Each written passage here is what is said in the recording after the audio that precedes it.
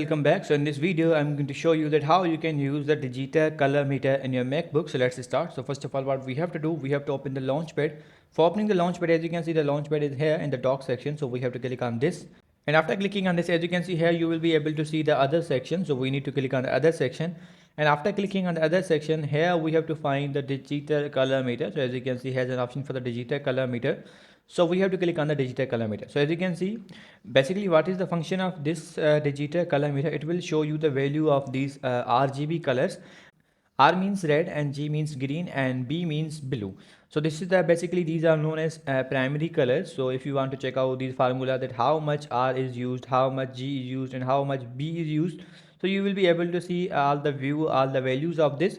As you can see, it has an option for the display native if you want to display in 3p, or if you want the display in sRGB, and here you will be see all the formats. You have to choose then that in which format you want that. So after selecting that, you will be able to view that. So I hope you guys understand this video, that how you can use a digital color meter and how you can see the values of these three colors. In this way you can use that.